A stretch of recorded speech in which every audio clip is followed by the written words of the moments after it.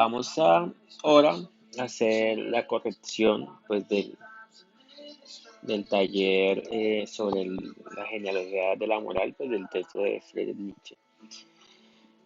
Las preguntas pues son básicamente con respecto a el tratado primero. Solo vamos a trabajar tres aforismos del tratado primero: el aforismo 2, el aforismo 4 y el aforismo 5. Un aforismo pues es una forma de escritura, una forma de literatura. Pues Nietzsche pues plantea una serie de textos como muy breves, que son como unas sentencias, unas afirmaciones, eh, y pues ese es el estilo de ese filósofo, ¿no? Entonces la primera sería pues eh, tratar de explicar qué quiere decir Nietzsche pues con esta afirmación, ¿no? Él, hablando de las acciones, pues plantea que las acciones habían sido alabadas siempre como buenas, como si fueran en sí algo buenas. Y de una vez vamos a ver, a tratar de comprender, ¿sí? Cómo Nietzsche explica el origen de esa contraposición entre bueno y malo. ¿Listo? Entonces, vamos al libro, ¿sí? Energía de la moral. Federico Nietzsche, pues no se trata de hacer una biografía ni nada, así que vamos directamente al aforismo, aforismo 2, ¿sí? Tratado primero, bueno y malvado, bueno y malo. Y vamos a buscar el aforismo, listo, acá está, ya los tenía subrayado. Y digamos, voy a ir como al punto donde está planteada la primera pregunta, ¿no? Aquí está, digamos, la afirmación: habían sido alabadas siempre como buenas, fueron sentidas también como buenas, como si fueran algo bueno en sí. Vamos a empezar por aclarar esto, ¿sí? En sí algo bueno, perdón, en sí. Digamos que aquí la clave está en entender el en sí. Cuando algo es en sí, es, se entiende que eso que es, lo es con independencia de cualquier otra situación, ¿sí? Les voy a dar el ejemplo acá con la distinción que pues hace Kant, bueno, pero pues en el contexto de la fenomenología, ¿no? Fenómeno, uy, espera que eso quedó como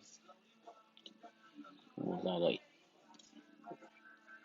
Fenómeno, fenómeno y noumeno. Y noumeno, listo, creo que es así que se escribe, vale. Entonces, un fenómeno, sí, es como por ejemplo cuando usted experimenta la realidad y usted ve un color, ¿sí? El color es la manera como sus ojos interpretan la luz que se refracta, que se refleja en el objeto que usted ve, ¿sí? Digamos, eso es una percepción. Usted percibe el objeto así, pero lo que usted percibe es, es, es mediado, es una especie de construcción de su aparato sensorial, de sus órganos de los sentidos, que son estimulados por el objeto y por la realidad física, ¿no?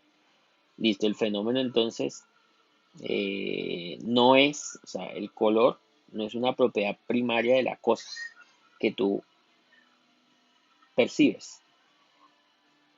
Nómeno vendría a ser lo que la cosa es, lo que la cosa es con independencia de cómo tú la percibes, de cómo tú la ves. ¿Listo? Con independencia. Bueno, y imaginémonos la palabra. Entonces, podemos decir que nómeno es como es la cosa en sí misma, con independencia de cualquier percepción, ¿vale? Entonces yo en clase les he explicado. Ah, bueno, entonces Como por ejemplo, ¿qué característica puede tener una cosa con independencia de cualquier percepción? Por ejemplo, no sé, su densidad, ¿sí? Eso puede ser como una propiedad primaria de la cosa. Su capacidad ferromagnética, la capacidad que tiene un material de conducir electricidad, ¿sí? Creo que se llama así ferromagnetismo. Bueno, ese sería, son propiedades de la cosa que son independientes a como nosotros la percibamos, ¿vale? Entonces, en sí quiere decir eso. Cuando acá el autor, ¿sí? Dice que esos psicólogos ingleses, los psicólogos, eh, entienden ciertas acciones, ciertos comportamientos como buenos en sí mismo, pues lo que quiere hacer Nietzsche es plantear una crítica a eso, ¿sí? Es decir, no hay acciones buenas en sí mismas. Es decir, no hay una forma de comportarse que sea buena por sí misma. Es buena siempre con relación a algo. Es buena, digamos, en sentido relativo, ¿no?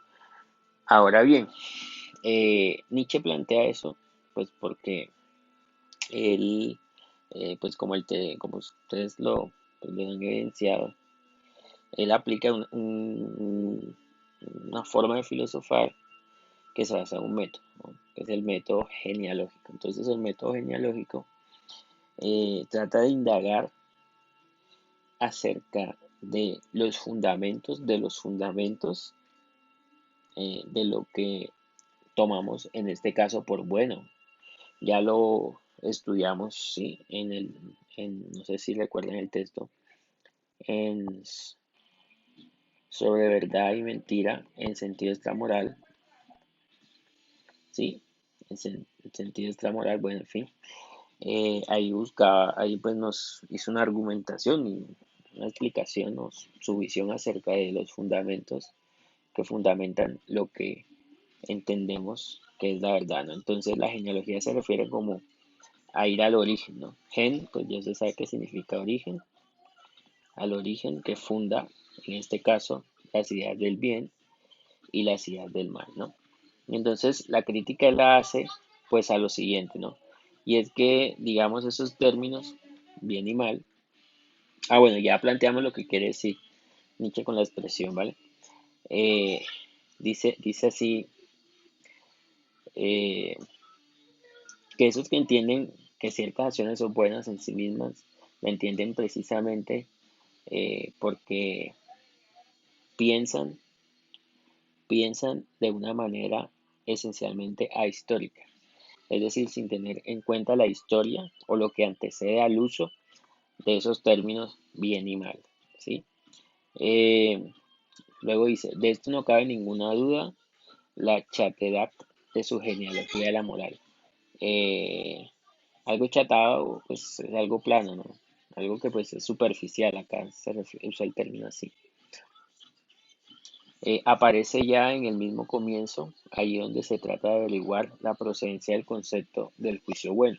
Originariamente decretan, originariamente decretan que acciones no egoístas fueron alabadas y llamadas buenas por aquellos a quienes se tributaban, ¿sí? Entonces, digamos acá, lo que Nietzsche pues critica es que una acción no egoísta sea necesariamente considerada como buena en sí misma, ¿sí? Y principalmente como buena, no por quienes la realizan, sino porque en cierto sentido se beneficia a quienes se tributaban, ¿sí? Eso quiere decir como la expresión a quienes se tributaban, ¿vale? Esto es porque aquellos a quienes resultaban útiles, o sea, los beneficiados, más tarde ese origen de la alabanza se olvidó. Entonces, eh, algo así como que lo bueno era bueno para los que sacaban beneficio, ¿sí? Pero digamos, eso era en una situación específica. Pero digamos lo que se olvida, y eso también lo vimos en Sobre Verdad y Mentira en sentido extramoral, ¿sí? La verdad es como una especie de olvidar que la razón por la que se daba valor a algo se le daba en virtud del beneficio que representaba, no en virtud de que ese algo fuera como una especie de descripción definitiva de lo que es real. Digamos que ese es el sentido en el que se entiende pues acá olvido, ¿no? Las acciones, luego dice, y las acciones no egoístas por el simple hecho, por el simple motivo de que de acuerdo con el hábito, bueno, de acuerdo con el hábito habían sido alabados y ahí pues va la frase que estamos analizando. El hábito se refiere sencillamente a reiterar, ¿no? Cierto comportamiento, repetir, que ese comportamiento se vuelva costumbre, ¿no? Entonces digamos que para Nietzsche algo no es bueno solo por el hecho de que sea una acción no egoísta que beneficie a algunos. Digamos allí lo que plantea Nietzsche sobre él es que, o sea, pensar así, la justificación del bien, en términos de utilidad, eh, que históricamente ha representado un olvido de un hábito, ¿sí? Pero digamos, la razón por la cual eh, se realizaba esa acción no era por, en cierto sentido, beneficiar pues a quienes se dirigía la acción, sino precisamente lo que explica ese tipo de acción no egoísta es el poder, ¿sí? Entonces el poder del hombre superior que la realizaba. Para Nietzsche, digamos que ese tipo de acciones pues las hacía quien podía, ¿no? Y él planteaba eso pues, o esa visión de quienes podían, como la de un hombre superior que había estado orgulloso hasta ahora, como de una especie de privilegio del hombre en cuanto tal. Entonces, realizar ese tipo de acciones era propio de cierta clase, ¿no? De cierto tipo de hombre que las hacía porque pues le daba orgullo hacerlas, ¿no? Entonces Nietzsche llama pues a esos los nobles, los poderosos. Entonces, como tal, el bien, pues según la crítica de Nietzsche, no se puede entender como un acto de bondad con respecto a otros, sino como un acto de poder de los que pueden, de los que pueden, ¿vale? Como un ejercicio de la voluntad de algunos hombres, ¿sí? Que por su posición, pues, Nietzsche plantea que son, en cierto sentido, superiores y elevados en sentimientos. Eh, esa es la crítica que Nietzsche hace, pues, a esa concepción que no tiene en cuenta la historia para comprender el origen del origen del bien, ¿no? Entonces vamos como a los otros términos, cómo explicar pues la antítesis entre bien y mal, ¿no? Eh, acá, acá qué plantea Nietzsche, ¿qué plantea Nietzsche? Bueno, los buenos, esto es casi, sí, los buenos mismos, es decir, los nobles, los poderosos, los hombres de posición superior y elevados sentimientos quienes sintieron y se valoraron a sí mismos y a orar como buenos, o sea, como algo de primer rango en contraposición de todo lo bajo, ayeto, vulgar y plebeyo. Partiendo de este patos de la distancia, es como se arrogaron el derecho a crear valores, de acuñar, de acuñar nombres de valores. ¿Qué les importaba a ellos la utilidad? El punto de vista de la utilidad resulta el más extraño e inadecuado de todos precisamente cuando se trata de ese ardiente manantial de supremos juicios de valor del rango, destacadores del rango.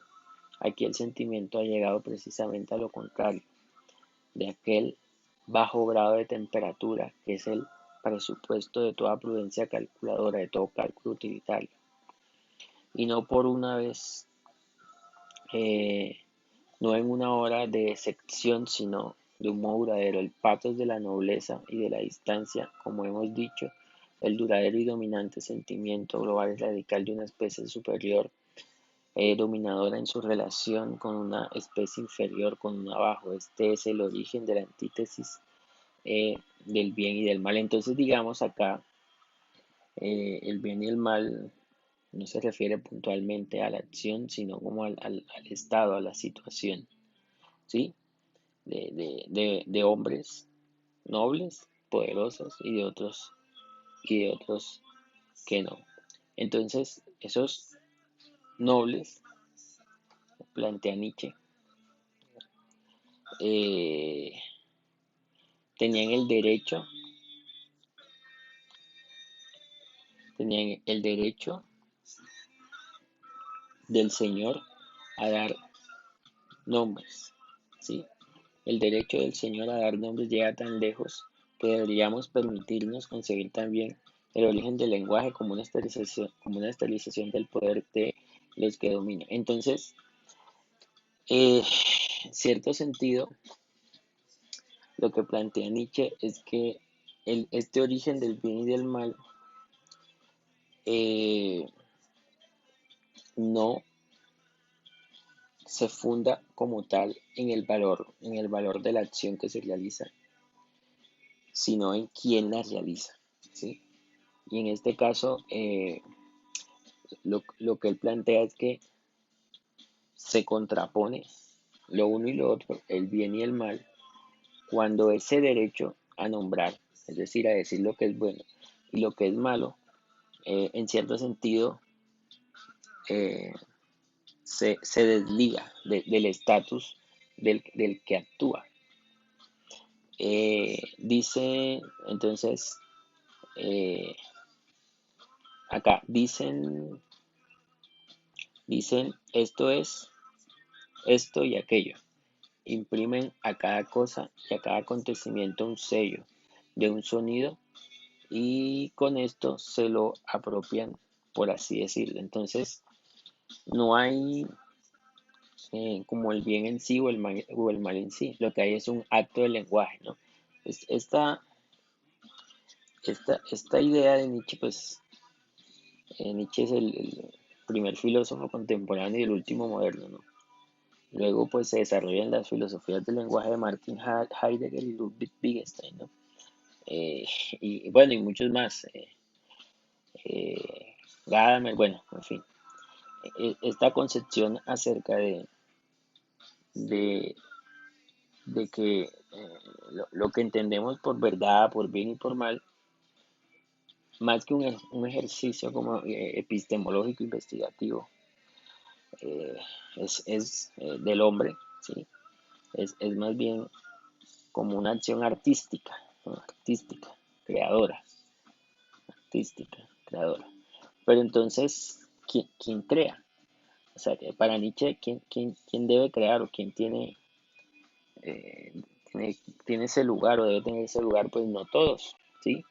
Entonces ahí se plantea lo que pues explicábamos, eh, que pues para él hay un hombre superior, ¿no? Esa idea fue mal comprendida por el nacionalsocialismo alemán, pero pues, el punto es que la antítesis entonces se da, acá dice, a este origen se debe el que de antemano la palabra huevo bueno no esté en modo alguno ligada necesariamente a las acciones no egoístas. Bueno, ahí digamos, eso ya quedó claro. Como creen supersticiosamente aquellos genealogistas de la moral. Entonces, la antítesis egoísta no egoísta se impone cada vez más a la conciencia humana para servirme de vocabulario. Es el instinto del rebaño el que con esa antítesis dice por fin su palabra. Entonces, a los que Nietzsche llama los de abajo, los débiles, él como que los valora con esta expresión, el instinto del rebaño, ¿no? Para Nietzsche es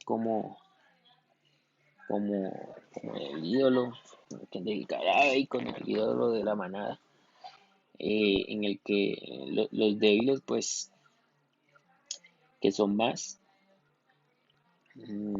pues en su mayoría, son más que los nobles, ¿no? En este contexto, por ser mayoría, pues, pues, digamos, en eso se funda cierto poder, ¿no? Eh, sigamos, pero aún entonces eh, ha de pasar largo tiempo hasta que de tal manera predomine ese instinto que la apreciación de los valores morales quede realmente prendida y atascada en dicha antítesis. Eh, Como ocurre, por ejemplo, en la Europa actual, hoy el prejuicio que considera que moral, no egoísta y desinterés son conceptos equivalentes, domina ya con la violencia de una idea fija y de una enfermedad mental. Eh, bueno, vamos como a dar como a hacer una conclusión, ¿no? Entonces el bien y el mal son valores, ¿no? Son valores. Pero esos valores, según Nietzsche, son creaciones. Son creaciones, ¿sí? Son un acto creativo. Pero esas creaciones, por serlo, no, esos valores no están en no son objetivos, ¿no? No están como en sí mismos, no están en sí en ciertas acciones, ¿sí? En su origen se dio como una especie de alteración y digamos lo que en principio era un poder, ¿sí? De los nobles,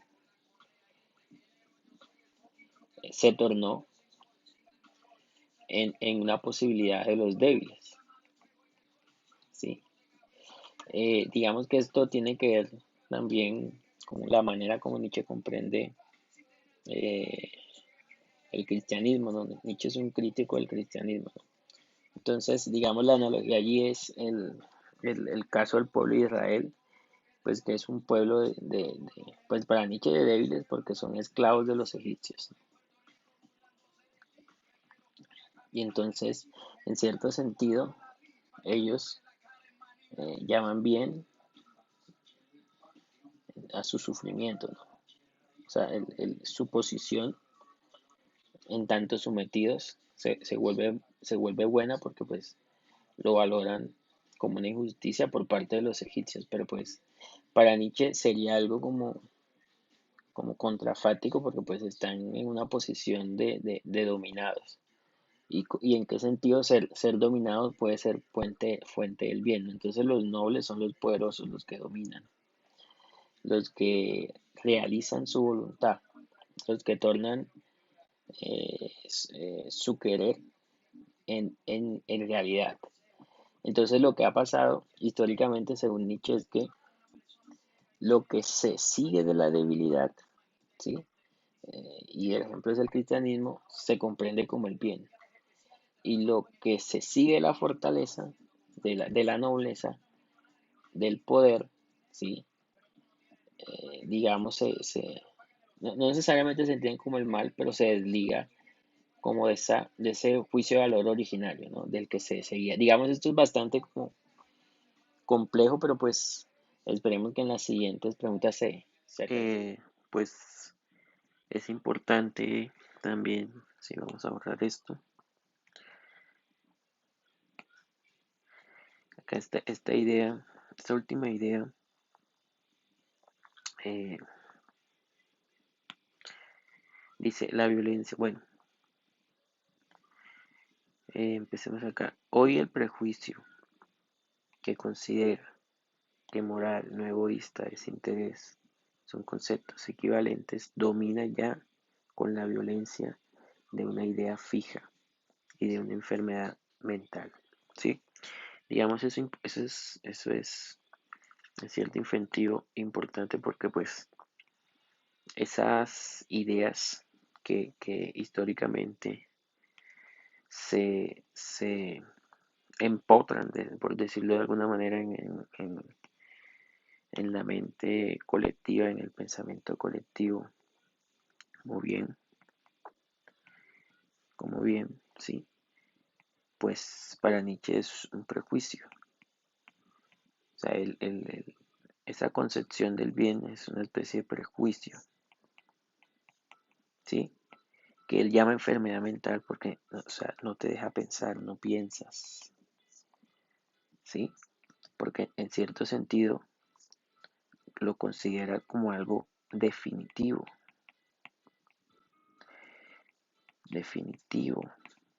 ¿sí? Fijo, que él llama fijo, una idea fija. O sea, eso te hace volver dogmático, ¿sí? Dogmático, ¿no? Digamos en otros aforismos, ya les he dicho, pues, esto, digamos, él lo relaciona con las ideas religiosas, ¿no? Definitivo, dogmático, luego esa concepción o ese prejuicio acerca del valor de lo bueno se te presenta como una verdad, ¿sí? Y como no tienes conciencia histórica, pues no entiendes el origen de esa verdad. Y como no entiendes el origen de esa verdad, no sabes que es un acto creativo, ¿sí? Que en cierto sentido es una creación que pudo ser otra, ¿sí?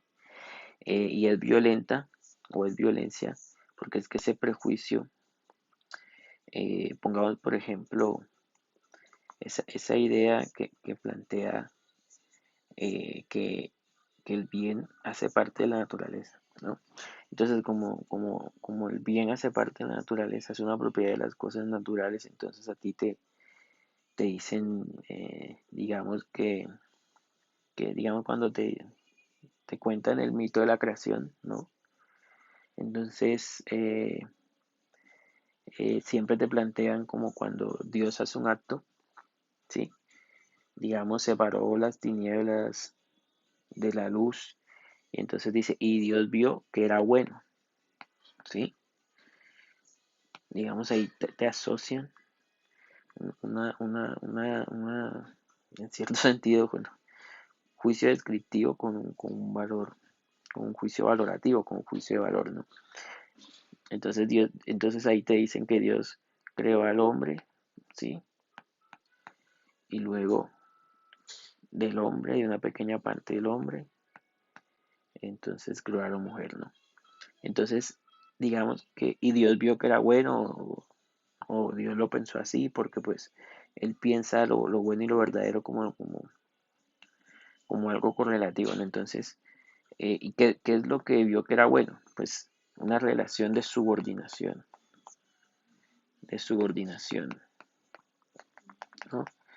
Entonces, esa jerarquización, ¿no? Esa inequidad, esa, digamos, yo lo llamaría injusticia también, acerca de la superioridad del hombre cultural, ¿no? Y en todo sentido.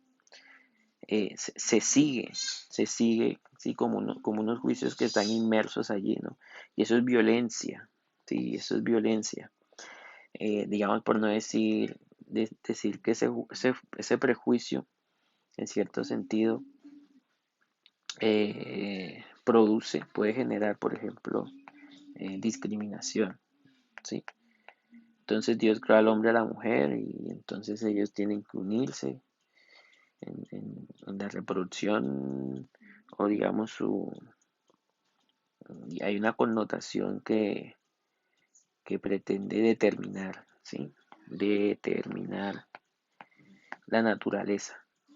O sea, como que si esas ideas son las que deben orientar la naturaleza y las cosas que existen deben comportarse como esas ideas lo plantean, como esos prejuicios los plantean, ¿no? Cuando, cuando lo razonable debería ser, cuando lo razonable debería ser lo contrario, que la naturaleza, lo que pasa, lo que acontece, determine lo que pensamos sobre lo que acontece. Y como eso es así, y la naturaleza cambia, perdón, y la naturaleza es cambiante, ¿sí? Entonces las ideas y esos prejuicios y esos valores pues deben cambiar, no al revés. Unos prejuicios fijos que nos, nos, unos prejuicios fijos que nos hagan no aceptar el cambio de la realidad. Entonces, como están esos prejuicios que nos impiden aceptar esos cambios en los modos de ser, en las conductas de las personas, consideramos que hay un error, o sea, digamos, te lleva a eso, ¿no? Esos prejuicios que son una enfermedad mental te llevan a pensar precisamente que la naturaleza se equivoca. Imagínese, la naturaleza se equivoca porque no se ajusta a esos prejuicios. Y digamos que hasta ese punto son patológicas, ¿no? Para el pensamiento. O sea, tú no piensas que tus ideas son las equivocadas, sino que el mundo se equivoca, que la realidad se equivoca, porque no se ajusta a lo que pues esos prejuicios y esos valores acerca del bien y el mal se refieren.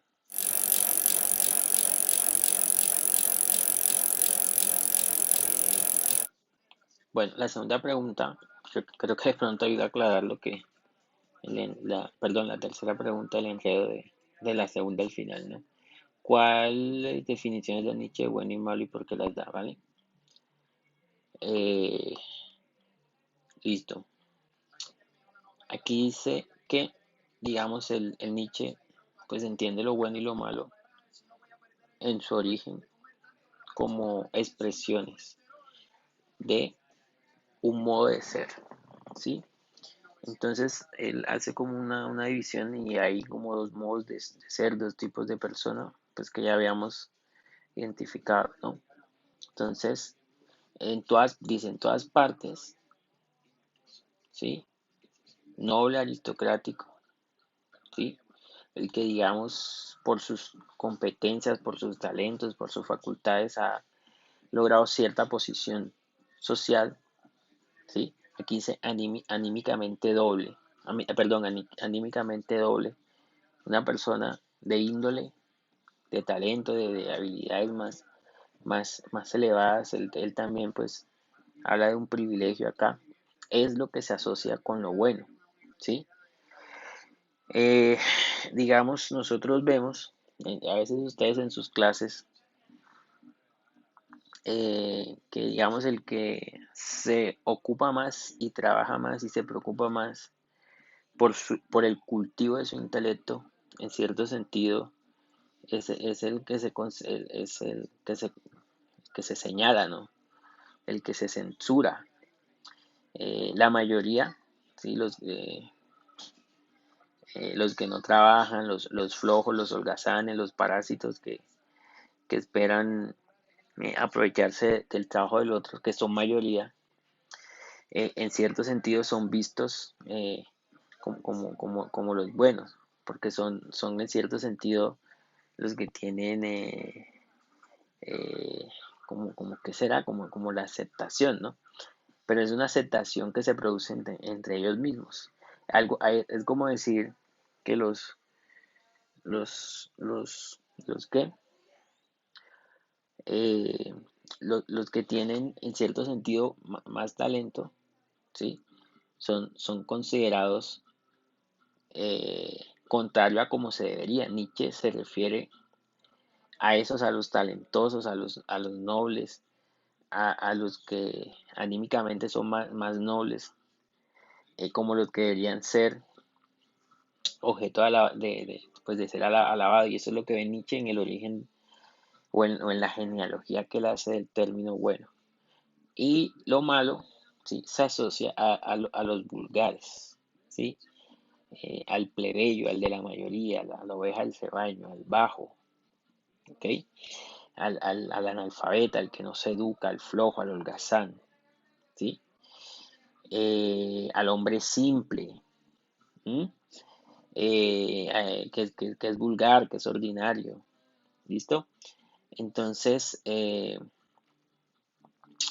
para Nietzsche, digamos, eso es como eh, lo que puntualmente define al bien, ¿sí? Lo bueno es lo que se sigue pues de esos hombres nobles, lo malo de esos hombres que no se preocupan por el cultivo de sí mismos, por realizar su voluntad, ¿no? Y digamos, no sé, no, acá creo que no se va a ver, pero eso es lo que Nietzsche llama la transvaloración de los valores, ¿no? Lo que en principio era una cosa, hoy se entiende por su contrario. Lo que, lo que en principio era objeto para ser enaltecido, ¿sí? Como ese poder que es sobre todo intelectual, es hoy considerado como lo censurable, ¿no? Y digamos, usted pues entiende eso fácilmente pues mire la política, ¿no? Digamos, los altos cargos que ocupan pues las personas en este país propiamente no se deben a su mérito, ¿no?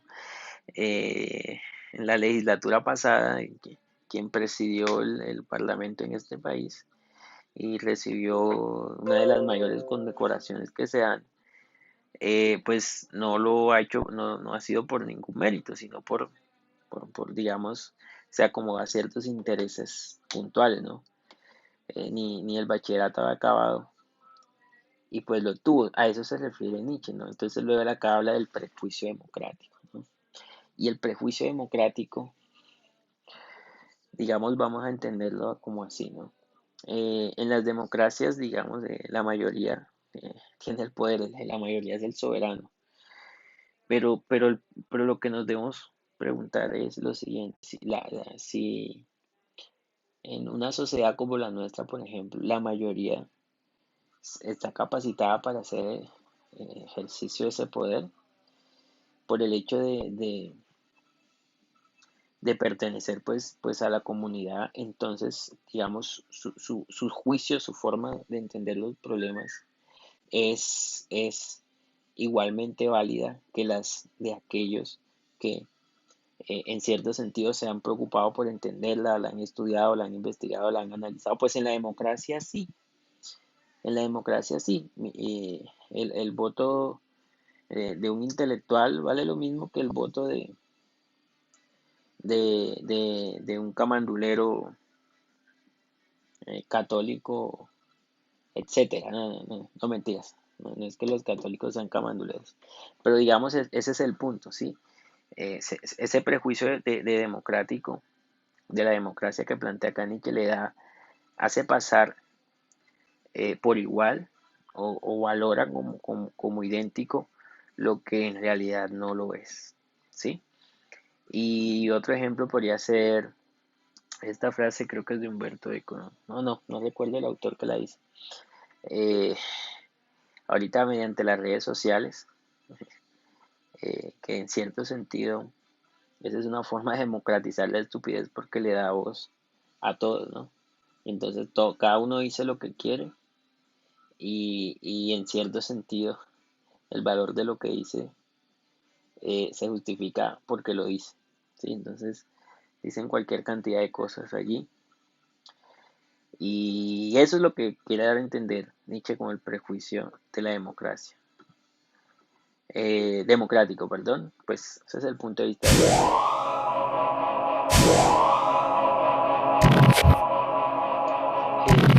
ya para concluir, la pregunta 4 con base en el aforismo 5, ¿sí? Explica la etimología de bueno o malo en las diferentes lenguas planteadas pues en el aforismo, ¿no? La quinta, pues como ya les había dicho en las anteriores, pues es una reflexión y pues ahí digamos cada grupo la plantea conforme a la calidad de su lectura, ¿no? Es qué es lo que hace que algo sea bueno o malo y argumenta tu respuesta, ¿no? Ten en cuenta pues, los planteamientos de Nietzsche. Entonces esa quinta pregunta, digamos esa no, esa es más como hacer la lectura y como registrar allí eh, cómo se entiende pues es el origen, la etimología de esas palabras, pues acá señalé algunas, desde el griego, antes está el eslavo, el latín, eh, los celtas, luego se devuelve al latín, ¿no? Y digamos como el carácter o lo común, lo que se evidencia como recurrente en las diferentes lenguas es pues lo que hemos venido planteando, ¿no? Que como tal el bien se sigue puntualmente de una característica, de un tipo de hombre, ¿no? Es un rasgo típico de su carácter, pero pues del carácter de los que se consideran no, hombres nobles o hombres de rasgo superior, pues en la sociedad, ¿no? Estas ideas eh, tratan de dar a entender lo que se plantea en el primer interrogante, ¿no? Como tal, el bien no se deriva de una acción puntual, sino de quien realiza la acción. En este caso, pues, Nietzsche va como mostrando en las diferentes etimologías precisamente que el bien es un atributo del que es superior, ¿no? Entonces, el que es noble, pues es acá digamos, el que tiene realidad, el que es real, el que es verdadero y se contrapone al mentiroso, al vulgar, ¿no? El aristócrata, el noble, se contrapone pues a ese tipo de persona, al plebeyo, al cobarde, ¿no? Y digamos, eh, eso parece ser recurrente en las diferentes lenguas, ¿no? Aquí hay una, aquí hay como unos elementos, ¿sí? Que asocian, digamos, el término como una distinción también de la raza, pero ojo porque eso, digamos, puede malinterpretarse como lo hizo el nacionalsocialismo, ¿no? Digamos ahí que está haciendo una descripción del uso, ¿sí? Que el término tiene y que explican pues su genealogía, su etimología. Y digamos de eso no se sigue que sea, digamos, que Nietzsche esté a favor del contenido que en cierta lengua se le da al uso pues de los términos, ¿no? Digamos acá también al final, sí, vincula o relaciona lo bueno pues con el carácter del guerrero, ¿no? Del guerrero, sí. Y es como un aspecto positivo, una característica, una cualidad, una bondad, ¿no? Como una especie de facultad o de cualidad pues del hombre que se llama bueno, ¿sí? Pues eh, voy a plantearlo así, digamos, que el bien se sigue como del carácter de la persona y no se determina por la acción que realiza la persona, ¿no? En su origen.